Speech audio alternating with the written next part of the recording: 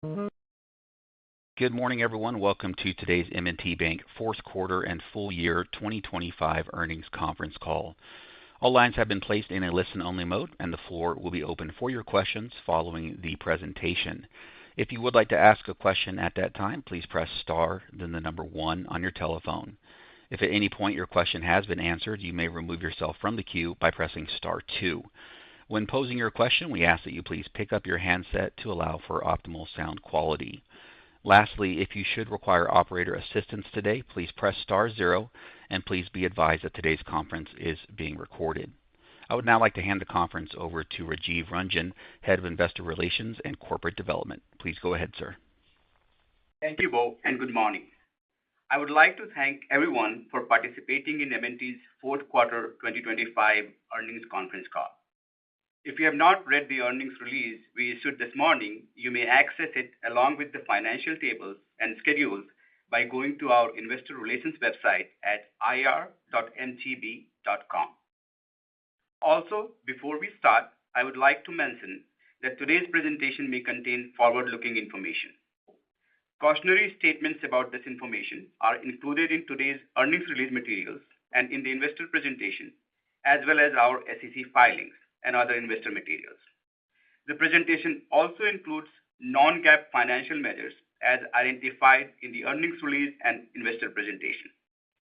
The appropriate reconciliations to GAAP are included in the appendix. Joining me on the call this morning is M&T's Senior Executive Vice President and CFO, Daryl Bible. Now, I would like to turn the call over to Daryl. Thank you, Rajiv, and good morning, everyone. I'm excited to share our full year 2025 results. M&T has continued to deepen our presence in key markets, expand access in new communities, and build innovative offerings that empower our customers and businesses alike. In the last quarter alone, we delivered on our commitment to expand access to banking in Bridgeport, Connecticut's East End, opening our new full-service Honey Locust branch, the community's first new bank branch in decades. We partnered with the Baltimore Ravens and wide receiver Zay Flowers to launch our Financial Fitness Academy to give young people dynamic real-world tools to build financial confidence. And we launched our new Banking Made for Business suite of business banking solutions tailored to support small and mid-sized businesses throughout the growth of their life cycle. These efforts reflect our long-term commitment to creating economic opportunities and our purpose to make a difference in people's lives. Turning to slide 4, we continue to garner recognition for our businesses and our people, including those who lead the engagement with you, our investors and analysts. Now let's turn to slide 6 and 7. Before getting into the details of the fourth quarter, I want to pause and reflect on some of the highlights for 2025. The progress we made against our 4 2025 priorities and related enterprise initiatives will allow us to grow and scale in the coming years. I look forward to executing against our updated priorities in 2026. Our focus on the fundamentals drove our continued success in 2025. In 2025, M&T realized consistent and continued growth while also remaining disciplined and return-focused. We earned record net income of $2.85 billion and record EPS of $17, while also maintaining our top quartile return on tangible assets of over 1.4%.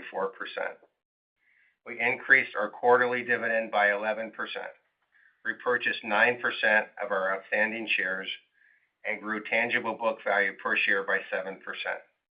We made great progress on improving our asset quality, with non-accruals decreasing 26% and the non-accrual percentage of total loans reaching 90 basis points, the lowest since 2007. We also reduced criticized commercial loans by 27% over the course of the year.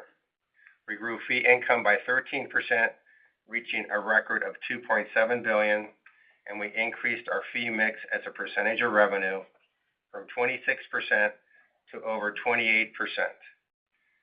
expenses remain well controlled. The efficiency ratio improved from 56.9% to 56%, while making significant enterprise investments that will allow M&T to thrive in the years to come. Turn to slide 8, which shows the results for the fourth quarter. Diluted GAAP earnings per share were $4.67, down from $4.82 in the prior quarter. Net income was $759 million compared to $792 million in the linked quarter. M&T's fourth quarter results produced an ROA and ROCE of 1.41% and 10.87% respectively.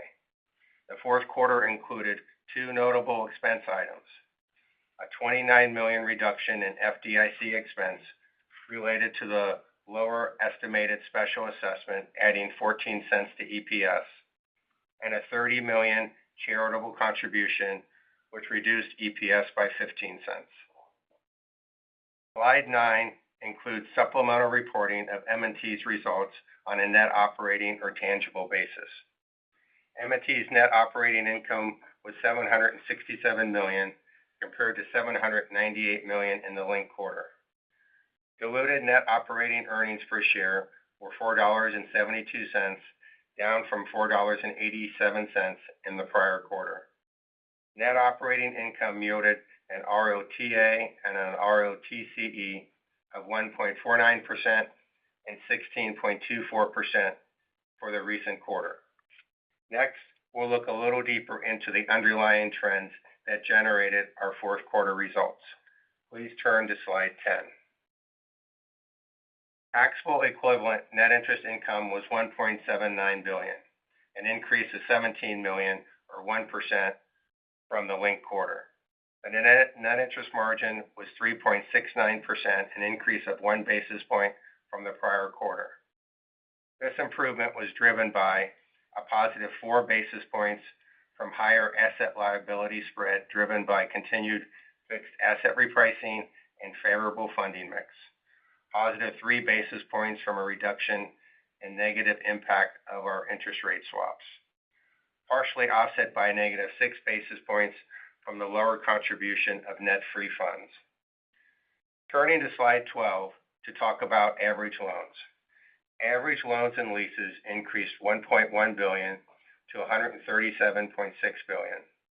Higher commercial, residential mortgage, and consumer loans were partially offset by a nominal decline in CRE balances. Commercial loans increased $0.5 billion to $62.2 billion, aided by growth in dealer commercial services and, to a lesser extent, REIT lending, business banking, and fund banking. CRE loans declined 1% to $24.1 billion, reflecting a slowing pace of decline in the portfolio, with continued payoffs and paydowns and higher originations. Residential mortgage loans increased 2% to $24.8 billion. Consumer loans grew 1% to $26.5 billion, reflecting growth in recreational finance and HELOC. Loan yields decreased 14 basis points to 6%, reflecting lower rates on variable rate loans, partially offset by continued fixed rate loan repricing, including the reduction in the negative impact on our interest rate swaps. Turning to slide 13, our liquidity remains strong. At the end of the fourth quarter, investment securities and cash held at the Fed totaled $53.7 billion, representing 25% of total assets. Average investment securities increased slightly to $36.7 billion.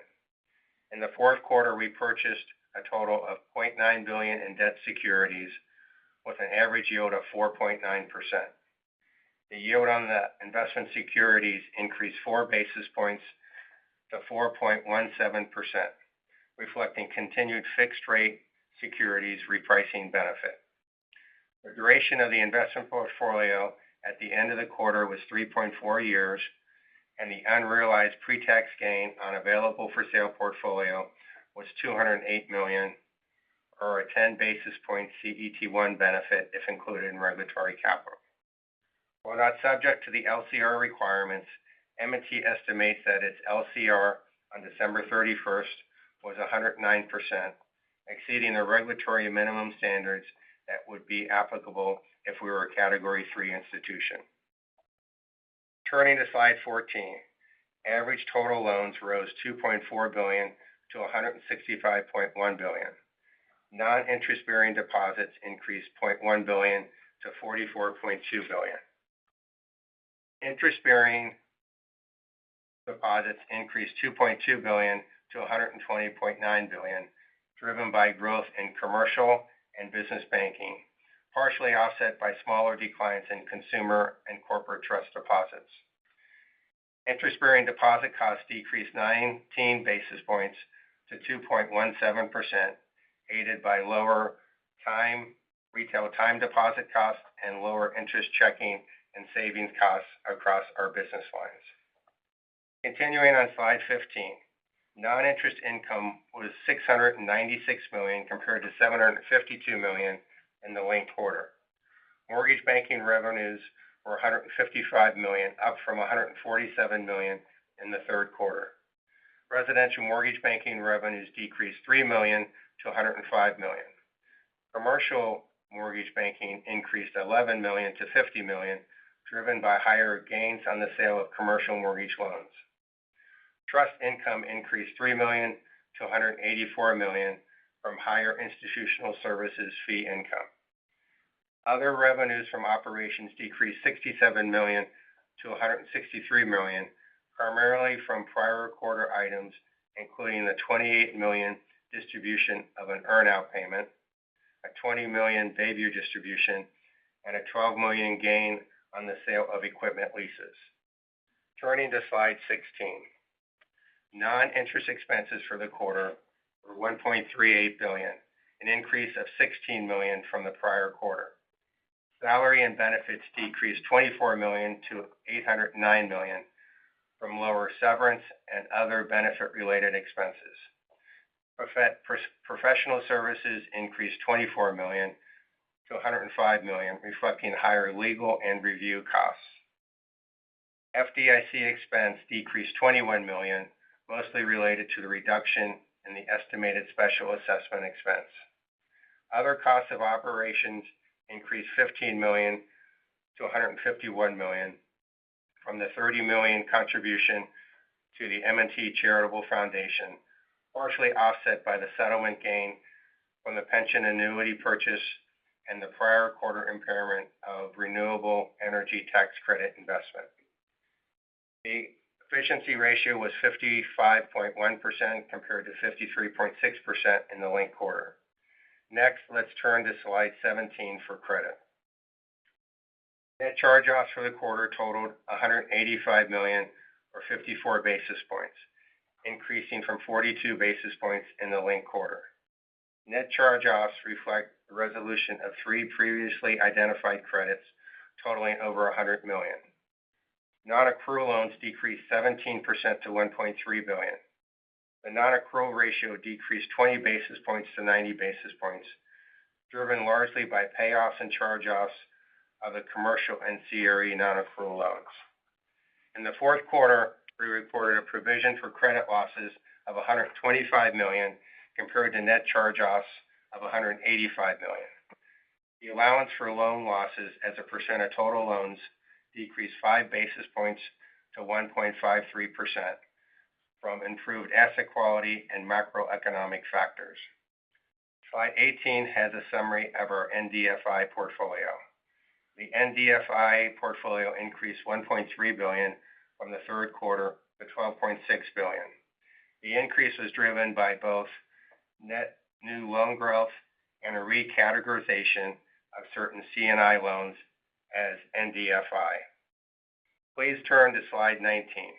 The level of criticized loans was $7.3 billion compared to $7.8 billion at the end of September. The improvement from the linked quarter was largely driven by a $429 million decline in CRE criticized balances. The CRE decline was broad-based with lower criticized levels across nearly all property types. Given the consistent improvement in criticized, We will likely exclude the detailed criticized information on slides 20 and 21 in future earnings presentations, but the detail will continue to be available in our 10-K and 10-Q reporting. Turning to slide 22 for capital. M&T's CET1 ratio was an estimate of 10.84%, a decline of 15 basis points from the third quarter. The lower CET ratio reflects a $507 million in share repurchases and an increase in risk-weighted assets, largely from higher end-of-period commercial loans, partially offset by continued strong capital generation. The AOCI impact on the CET1 ratio from AFS securities and pension-related components combined would be approximately a positive 13 basis points if included in regulatory capital.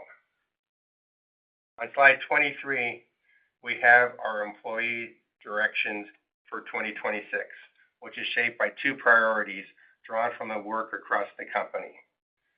The first is what we call operational excellence. We are building an enterprise that can operate at scale with greater consistency, efficiency, and transparency. Our focus is on creating intelligent, simplified operations that make it easier for customers to do business with us and easier for our teams to deliver. This includes strengthening our shared standards, streamlining processes, equipping colleagues with better tools, and maturing capabilities such as automation and enterprise-wide control processes. These steps help reduce risk, improve performance, and free our people to focus on the work that matters most. The second priority is teaming for growth.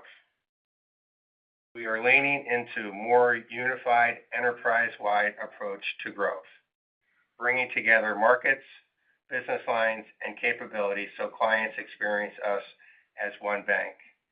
When we integrate the strengths across regions and when we match local insight with the scale of M&T and Wilmington Trust, we unlock opportunities we cannot reach in silos.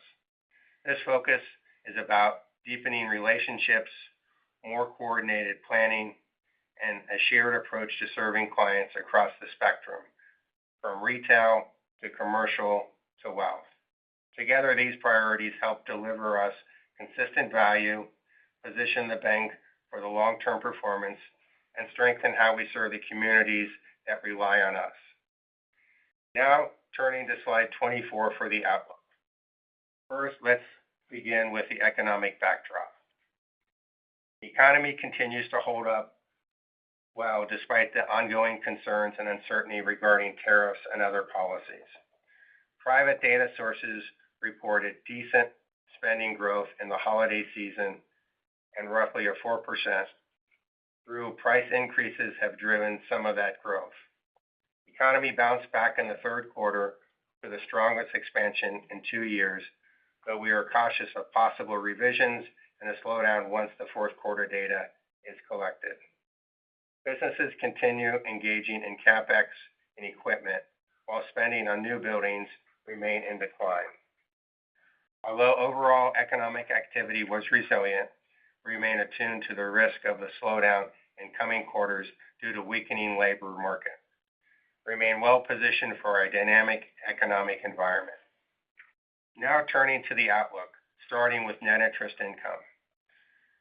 We expect taxable equivalent net interest income to be $7.2 to $7.35 billion, as net interest margin in the low 370s. Our outlook includes 50 basis points of rate cuts in 2026, though our sensitivity to the short end of the curve remains relatively neutral. That said, shifts in the shape of the curve could drive variability in the NII outlook. We expect full-year average loans to be $140 to $142 billion. Reflected in the priority discussed earlier, we have renewed focus on growing relationship customers and our community bank regions across all business lines. This outlook includes point-to-point growth in each of the 4 main loan portfolios, though we expect the full-year CRE balances to be lower than the 2025 full-year average. The full-year average deposits are expected to be $165 to $167 billion. We remain focused on growing customer deposits at a reasonable cost and expect broad-based growth across each of the business lines. Turning to fee income, we expect non-interest income to be $2.675 to $2.775 billion. We expect growth to be broad-based across our fee income categories and business lines. Continuing with expenses, we expect total non-interest expense, including intangible amortization, to be $5.5 to $5.6 billion. Our expense outlook includes continued investment in enterprise initiatives while also closely managing non-investment spend. This outlook includes our usual first quarter seasonal salary and benefit increase, which is estimated to be $110 million. We also included in the outlook is approximately $31 million in intangible amortization. As of January 1st, we elected to carry our own residential MSRs at fair value rather than the prior treatment of lower of cost or market. We have also begun hedging the changes in fair value of those MSRs. Along with this election, MSR amortization is no longer to be recognized as an expense, and instead the impact of the MSR time decay and related hedging will be net with mortgage banking revenues. These changes are included in the fee and expense guidance ranges, but has minimal impact on net income or PPNR. The MSR fair value election also adds $197 million in regulatory capital, or an 8 basis point benefit to the CET1 ratio. Regarding credit, we expect charge-offs for the full year again to be near 40 basis points. We expect taxable equivalent tax rate to be 24 to 24.5%. As it relates to capital, we expect to operate with a CET1 ratio of 10.25 to 10.5% in 2026. We always run a bank to generate the best returns for our shareholders, off appropriate capital levels, and return excess capital to shareholders. Given the current capital levels, continued strong capital generation, we have significant flexibility to continue to support lending, pursue opportunistic inorganic growth, and return excess capital to shareholders. We'll be opportunistic with share repurchases, while also monitoring the economic backdrop and asset quality trends. To conclude, on slide 25, our results underscore our optimistic investment thesis. M&T has always been a purpose-driven organization with a successful business model that benefits all stakeholders, including shareholders. We have a long track record of credit outperforming through all economic cycles while growing within the markets we serve. We remain focused in our shareholder returns and consistent dividend growth. And finally, we are a disciplined acquirer and prudent steward of shareholder capital. Last, I would like to thank Brian Clark for his leadership and contribution to M&T's investor relations since he rejoined the bank in 2021. I look forward to his continued impact as he leads the bank's strategy function. I'd also like to welcome Rajiv Ranjan, a 20-year-plus M&T finance veteran, who will be leading M&T's investor relations along with several other finance functions. As we close, I want to thank my M&T colleagues for serving our customers and communities. It was because of all of you that M&T continues to be the top-performing community bank. Now with that, let's open up the call to questions, before which Bo will briefly review the instructions. Certainly, Mr. Bible. Thank you very much. Ladies and gentlemen, at this time, if you do have any questions, again, please press star 1. If you find your question has been addressed, you may remove yourself from the queue by pressing star 2. Additionally, we do ask that you please limit yourself to one question and one follow-up. We'll go first this morning to Gerard Cassidy of RBC Capital. Hi, Daryl. Hey, Gerard. Circling back to the capital ratios, obviously we're going to get the Basel III endgame proposal hopefully sometime in the first quarter, as well as another stress test. Assuming those are favorable to you and your peers and brings down your required regulatory capital CET1 ratio, how do you then approach where you are today with the CET1 ratio around 10.25 to 10.5? Is that something you guys would look to maybe bring down if your required number fell with what's coming with those two, the stress test and Basel III Endgame? Yeah. Thanks for the question, Gerard. I would just tell you that, we are always looking at, what position we have on our balance sheet and what's going on in the economy, and we feel good of bringing it down to 10.25 right now, and potentially we could go lower. I don't view the regulatory capital limits of where they are now as a binding constraint right now. We can go a lot lower with where we are today, and we may actually improve that. But I think it really depends on what other things are going on in the marketplace. But could we go below 10% at some point? Possibly.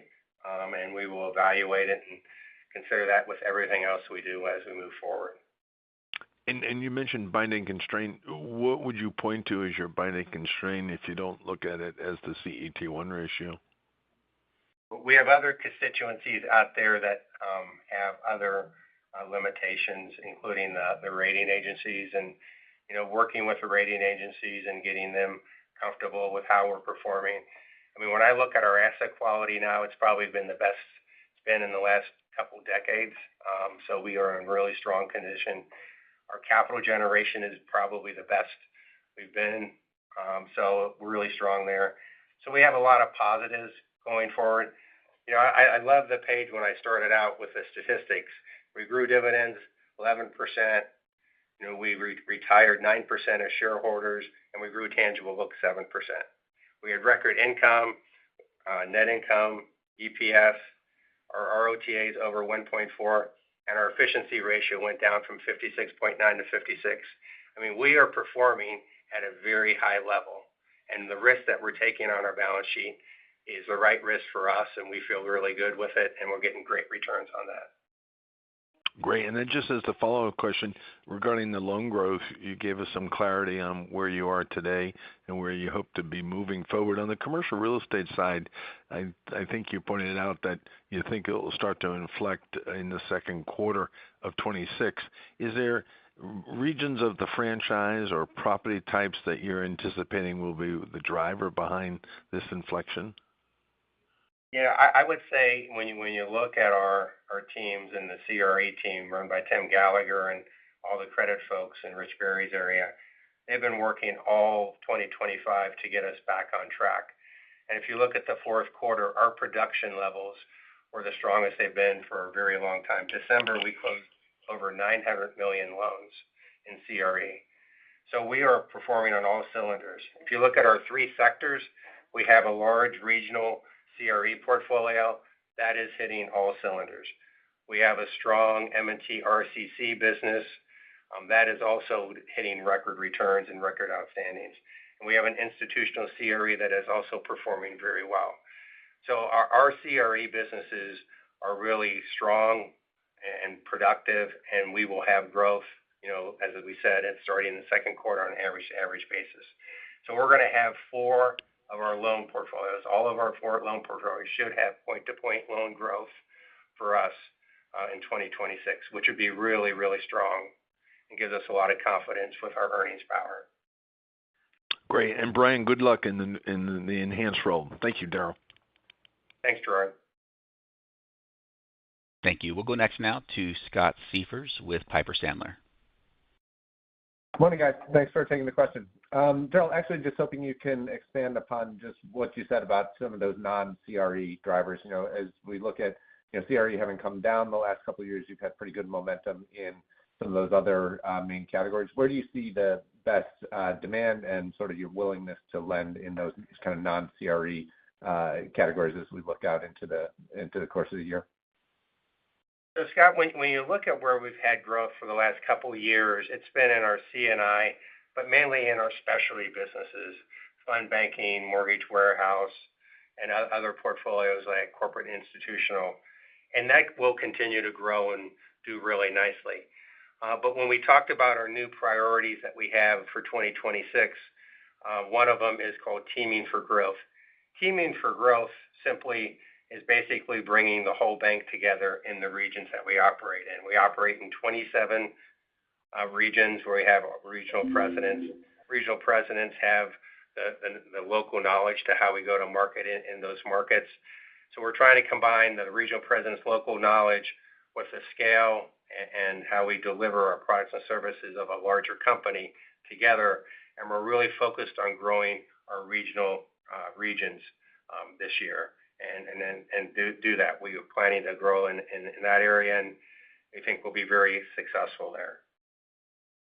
Perfect. Okay, thank you. And then, you all have been just, quite transparent about sort of M&A aspirations. Just curious to hear any updated thoughts you might have about how you're thinking about the landscape this year. M&A will come our way when it happens, Scott. We aren't aware of anybody, and we want scale and density in the markets we serve. We're in 12 states plus the District of Columbia. That's where we want to continue to get more density. We are not aware of anybody who wants to sell in those markets. We will continue to reach out and have good relationships with them. Renee knows all the appropriate people and all that. And it will happen when it happens. We aren't going to force anything from that perspective. And, it will happen at some point down the road. But right now we have a lot of capital. We want to deploy that capital to our markets, to our customers, first and foremost, continue to pay a great, strong dividend, and we're going to buy back a ton of stock. Perfect. Okay, great. Thank you very much. And Brian, good luck in the new role as well. Thank you. We'll go next now to Matt O'Connor with Deutsche Bank. Good morning. I was hoping you could elaborate on the deposit environment. Obviously you've been kind of running off some CDs and growing other deposits, but maybe some color in terms of net checking account growth, what you're seeing from a competitive landscape, and any changes in the brand strategy as you think about driving organic growth. Thanks. Yeah, deposits are really key. One of my famous sayings that I have, Matt, is that we want to have both oars in the water. So, as we grow loans, we also want to grow our customer deposit base. We've done a good job the last couple of years growing that and retiring a lot of non-core funding in the wholesale book. I think that we will continue to do that. As far as, competitive-wise, all of our businesses have in their plans to grow customer deposits. And we're really focused in doing that so we complete and really manage both sides of the balance sheet very well. As far as competition goes, I would say the competition is the same as it's been for the last couple of years. It's not any worse or any easier. What it is, it's competitive. We have different pricing strategies depending on the scale and density market share that we have in those markets, and it seems to be successful. Our teams are really good at going to market. But first and foremost, we really focus on getting the operating account and checking account, whether you're in the consumer bank, business banking, commercial, wealth, that is really critical to us. And from that, other revenues and products and services come off of that. And we've always done that, and we will continue to do that, really focused on growing net new checking accounts, which is really important. Okay, that's helpful. And then just separately, I know it's not a big category for you, but the trading revenues has stepped up each of the last 2 quarters to $18 to $19 million. Remind me, has there been a change in kind of the efforts there or any small deal that would reset this level higher versus just kind of quarter-to-quarter volatility? Yeah, no, I appreciate you breaking that out. I mean, that specifically is our customer swap book. But what you see there is really just a precursor of something that's greater overall. We have Hugh Giorgio, who runs our capital markets investment banking area. He's been actually adding resources. He had a record year of revenue this past year. He's going to have a really strong year, probably another record in 2026. We will actually, once we get through our general ledger conversion shortly, we're going to break out and actually show our capital markets and investment banking so you can see it together. It's growing really nicely, and our teams are executing really well. And I think it's been a very strong business and will continue to grow well for our fee income categories. Okay, thank you very much. Thank you. We go next now to Manan Gosalia at Morgan Stanley. Hey, good morning, Daryl. Morning. When I look at the guide for 2026 for both fees and expenses relative to what you did in 2025 and even the 4Q run rate, it feels like both growth rates are significantly slower. I know you called out the impact of the MSR. You called out that the MSR fair value and hedge will impact those two lines. Is that a big driver for both lines? And what is the core growth rate that you expect for both fees and expenses next year? Yeah, no, thank you for the question. I would say that the accounting change is part of it. It's $75 million that would normally be an amortization expense is going to be now netted against revenues. So that's basically just a shrink of both expenses and revenues by adopting this mark-to-market accounting on the residential MSR is one. When you look at kind of our projections for fee income and you kind of back out the notable items,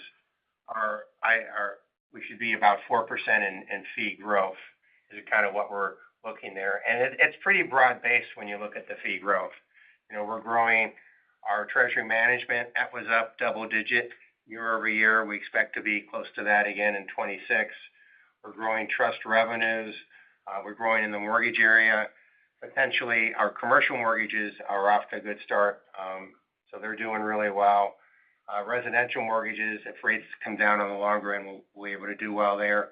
We could have potential more sub-servicing growth there. And then what I just talked about in our capital markets investment banking. So we have momentum on the fee side and feel good about hitting the 4% number that we have.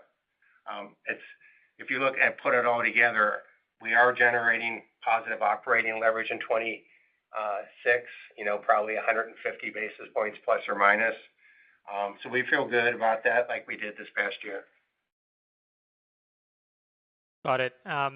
And then in the deck, you spoke about operational excellence and teaming for growth and how the outcome of that should drive better revenues and profitability. When you think about the environment, loan growth is improving, fee income is growing, capital is normalizing. How do you think about the trajectory for ROTCE over the next 12 to 18 months? And what's a good end goal for ROTCE as we look out in the medium term? Yeah, thank you for the question. So we had a really strong finish in 2025 with our returns approaching 16%. We think that will kind of continue in 2026, so be in the 16% range, and our goal is to get it to 17% by 2027. So I think we're on a great trajectory, and I think we can get there. Got it. Thanks so much. And Brian, we will miss you. All the very best. And Rajiv, looking forward to working with you. Thank you. Thank you. We go next now to John Pancari of Evercore. Thanks, Rajiv. Welcome. Look forward to working with you. And Brian, best of luck in your role. It's going to feel kind of weird not seeing you bouncing around at the conferences and cracking some jokes. I guess on the loan growth front, Daryl, I wanted to see. I know Scott asked you a question just a little bit around the other areas. Could you elaborate a little bit more on what you're seeing in underlying commercial, C&I growth more specifically? Are you seeing? You mentioned CapEx in your prepared remarks. Are you seeing some drawdowns tied to CapEx? Are you seeing line utilization tied to that? If you could just give us a little bit more color on what's actually beginning to take shape and influencing your growth expectations. In the fourth quarter, our middle market commercial actually had an increase in utilization. So that was a positive. So I think that was something really good to see that it's been dormant for a while from that perspective. I think net overall, we're seeing good growth. It's competitive, obviously, in the commercial space, but feel that we're going to have good growth overall, both in specialty and in our regions as we kind of launch with our new priorities from that perspective. So I think we're confident we're going to have good loan growth. I mean, if you look at loan growth, for the whole company, it's in total probably be in the 3 to 5% range. And C&I will be kind of right in that same similar range. But we got CRE still shrinking year over year, but starting to grow point to point. We got commercial real estate. That's what I just talked about. And then real estate, consumer real estate and consumer growth also growing nicely. Consumer actually in the indirect space and HELOCs, will approach high single digit. So we have good overall broad-based growth in all portfolios. Got it. All right. Thanks, Daryl. And then separately, on the credit side, I know you indicated the charge-offs related to resolution of the charge-offs of some of the previously identified credits. But your 90-day past dues jumped about 30% in the quarter. Can you give us a little bit of color what drove that and if that could influence non-performers and losses in coming quarters at all? Yeah. So on the consumer delinquencies, that's really just a result of more Ginnie Mae repurchases going on the balance sheet, which is an attractive trade for us, and we actually make more fee income doing that. On the commercial side, it was more administrative delays. People basically missed payments in the first week or so. If you move from year end, go back, forward 7 days, we had $250 million more come in payments and all that wouldn't have been delinquent. So I think there's nothing there to say in the delinquency per se. I think we feel good about our credit quality and performance there. It's just kind of one administrative on the commercial side and consumer is just on the Ginnie Mae growth side. Got it. All right. Thanks, Daryl. Very helpful. Yep.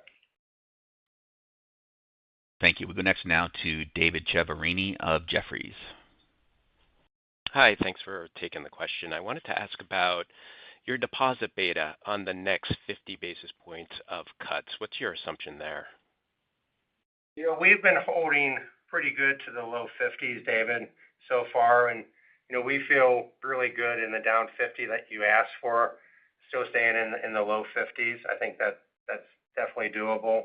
I think at some point, if you continue to go down more, we're going to start hitting floors on the consumer portfolios. But definitely feel confident we can stay in the low 50s, going down another 50 basis points. And as you inflect higher on loan growth, do you expect increased competitiveness on the deposit cost front? Our mindset first is to grow operating accounts. We're also, I believe, in like an always-on strategy where we always will offer competitive rates to our customers. We won't be the highest, we won't be the lowest, but we'll get our market share. I think that's what you're seeing come through from the business lines. We grew $2.2 billion this past quarter.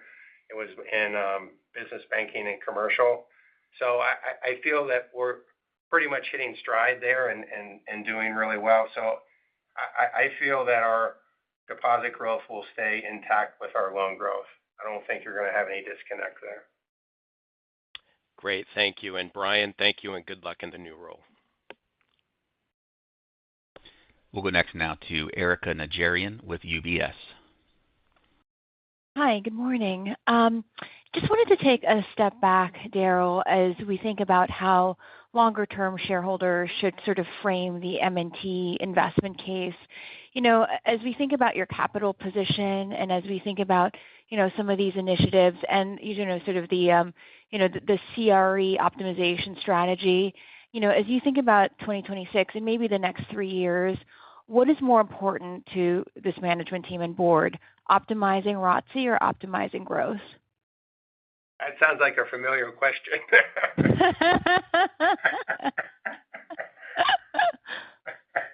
It was a good discussion. It was a good discussion. Erika, believe it's really a combination of both of that, to be honest with you. We really have capital out there, and we want to use it for our customers and make sure we get good returns on that. So we're pretty disciplined in the returns we're getting when we're putting loans on the books and getting those returns. But we also will distribute capital to our shareholders, and I think you're seeing us do that. I think we're probably the only large bank that basically retired 9% of their shares this past year. We're going to probably do amount close to that this next year, maybe a little bit lower because of higher stock price, but we are, giving back lots of capital to our investors and shareholders. So I think we feel good. We're a balancing act. We generate a lot of capital. We do a lot of good for this community, which is really important for us and our customers. We meet their financial needs. So our company is, I think, doing well on all cylinders right now. And, our two new priorities is tweaking us to get even better in the things that we do and how we execute, which is really exciting from the teaming for growth and operational excellence. We just try to keep notching it up and keep setting the standard as we kind of improve and get better. Got it. And just a more localized question on the net interest income guide, Daryl. You mentioned neutrality on the short end. How much of those, three components that you mentioned that would be telling of where you are in the range, how much is the shape of the curve important versus the growth trends? And additionally, thanks for giving us the average balances. I'm wondering, if you could give us a sense of the size of your overall balance sheet in terms of earning asset growth that's embedded in that NII number. Yeah, so I'll start with the shape of the curve. Obviously, the shape of the curve will have impact because we still are getting benefit from kind of our fixed rate loans and our investment securities and sometimes our swap book and all that. So if the curve flattens out, we will, definitely have less NII. If it stays steeper, we'll have a little bit of a benefit there. It's really hard to hedge the yield curve, and it keeps moving back and forth. So I don't recommend trying to do that on a regular basis, to be honest with you. But feel pretty good, though, that we're pretty neutral on the short end, which is really good because, as you know, we're really asset sensitive without the hedges that we have right now. I mean, if we didn't hedge right now, if we stopped hedging now and you go a year forward, we'd be much more asset sensitive just by what's rolling off. So we have to hedge to stay relatively neutral. Growth will be a good key component. It's going to be a good value add for us this year. Having more growth consistently across all of our portfolios, being able to grow deposits and loans in sync is really good. As far as earning assets, it's growing about 3% if you look at it on a point-to-point basis. Great. And welcome, Rajiv, and congratulations, Brian, on your new role. We'll always have Denver. Thanks, Erica. Thank you. We'll go next now to Chris McGratty at KBW.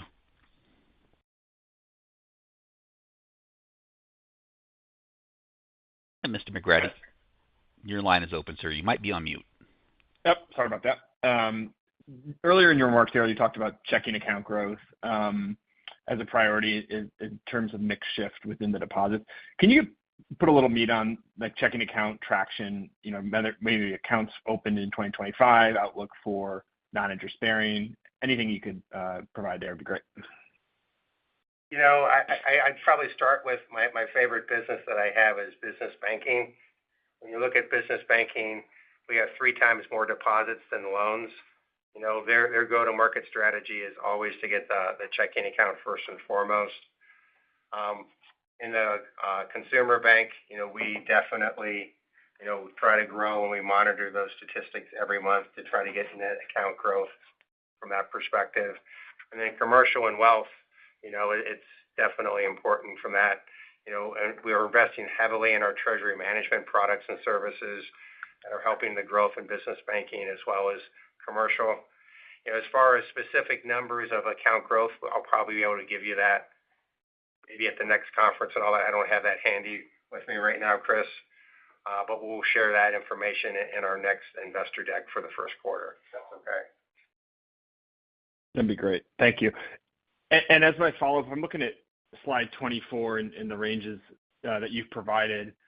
If you take a step back, is there a piece of the P&L where you're, I guess, most optimistic within the ranges? You talked about loan growth by each category, point-to-point growing, but any kind of elaboration there would be great. We've had a lot of strong momentum in the fee area, last couple of years. So we still have momentum there. So that would be one that I'd probably be most bullish on. NII, I think we're going to do well in that space. Expenses, we have a very disciplined company. One of the favorite things I like being part of M&T is once we set our plan and move forward, people follow the plan and we get the job done. So I have all the confidence that we'll get our operating leverage that we have and move forward. So I feel good about it. I mean, I feel more positive entering 26 than I have in the first couple of years I've been here. I think we're moving together and really working together much better as a team. Renee, I think, has probably the strongest management team he's had, under his tenure running the company, and we are starting to perform like that as well. So I feel really good about that. All right, great. Thank you very much. Thank you. We go next now to Ken Usdin with Autonomous Research. Ken? Hey, Daryl, just two quick ones. On the deposit side, your growth allowed you to remix a little bit on the wholesale borrowings. Just wondering how much more room you might have there, and if do you believe we've seen the bottom here of the DDA balances? So on the first question, we can probably still shrink, whether it's broker or some of our Fed funds or other areas, maybe a couple billion more. So we can, if we get cheaper core deposits and we can't deploy it in the lending side, we'll be able to shrink and still optimize there. Definitely want to continue to run as efficient, optimal balance sheet as possible. That's really important to us. Your second question, what was that again? Just about the DDA balances, and do you think we've hit an absolute bottom, and do you expect any growth from here? We think when we hit around 3%, DDA should bottom out and start to actually grow. So we aren't that far away from that. If we hit those two more down 50 basis points, we think at that point it should start to level off and start to grow again. From that perspective, is our opinion. That and we're investing heavily in treasury management services. We have a great leader there that's doing a great job, and and our businesses are really good going to market with all that. So we're launching with good products and services, and that will also benefit. But I think down about 50 more basis points, and I think you're going to start to see it bottom out and grow. Okay, and one on the loan side, I haven't done the calc this morning, but as CRE bottoms, can you just remind us where CRE is a percentage of your equity today? And as you start to grow it again, where would you be comfortable taking that back to, if in fact you kind of the reduction ended up being any different than where your comfort level would be? Yeah, so we're at 124%. Our limit is, I think, 160%. So we have a ton of room to grow, and we'll grow. Serving our clients, getting the right returns on the growth that we're getting. So we really have a large amount of capacity to be able to grow and add to that portfolio as needed. And I think the teams are excited. And Tim Gallagher, who runs that group, is really excited. He said he had all three businesses performing at top levels and had an unbelievable strong finish to the end of the year, and that's going to carry us really well. One of the things that I always watch for, going into a new year is start point issues and all that. And when we put our plan together in the third quarter, we didn't know if we'd have any start point problems or issues. And lo and behold, as the year fourth quarter played out, all of our loan portfolios performed really well, and we have no start point problems. So we're starting where we thought we would be, and we aren't behind. So that gives us a lot of momentum to actually lift off and grow from that perspective. Got it. Thanks, Daryl. We'll go next now to Steven Chubak of Wolfe Research. Hi, good morning, and thanks for taking my questions. Hey, Sure. Daryl. Wanted to ask just on consumer deposit growth, just within the guidance that you offered up for 26, how you're thinking about the growth in consumer versus wholesale.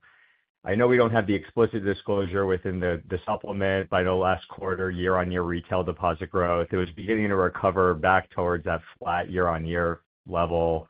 As you continue to build density in some of these markets like New England and Long Island, are you nearing a sustainable inflection in retail deposits as we look out to the coming year?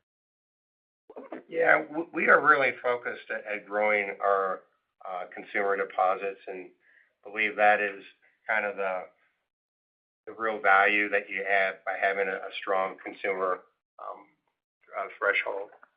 All the businesses that we plan for, whether it's consumer, business banking, commercial wealth, all plan for their deposits to grow, both their operating and total deposits, which is really positive. We did shrink some of our time deposits this past year.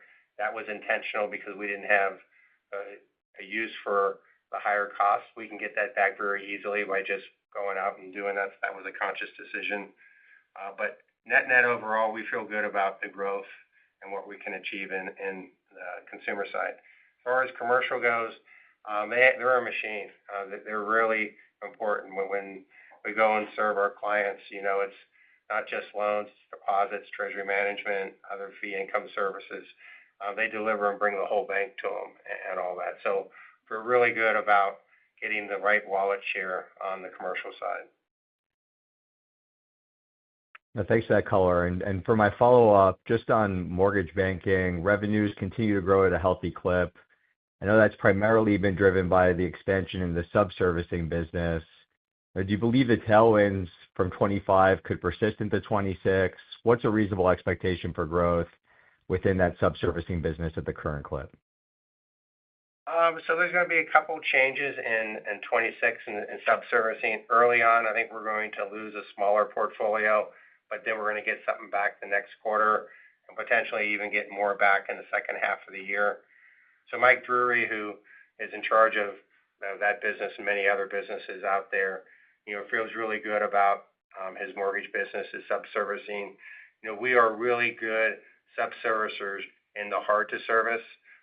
So the FHA stuff is kind of our sweet spot that we do. And, people come to us to have us service those loans. And that's a niche that we have, and we feel really good about it. So, net, might bounce around a little bit out the year, but I think we're going to finish the year pretty strong overall in that space. Very helpful color. Thanks for taking my questions. And we'll go next now to Ebrahim Poonawala of Bank of America. Hey, Ebrahim. Good morning, Daryl. Just one question. As we think about, so you're growing core deposits organically, as we think about the incremental balance sheet growth that's coming on, would you say that's dilutive to the net interest margin where it is today around 370? And what is there a ton of upside? Like, is there an upside scenario where this margin could be closer to 380? If you could sort of give us a framework around those two, appreciate that. Yeah. So, that's a good question.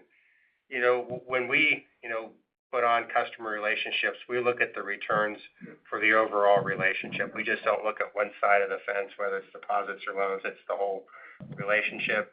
There are scenarios that where, if we grow loans, grow deposits, maybe you put a little lower net interest margin on the books, but net, it still returns a good return on capital, and which is something I think we can do. I think our net interest margin is either first or second in the peer group.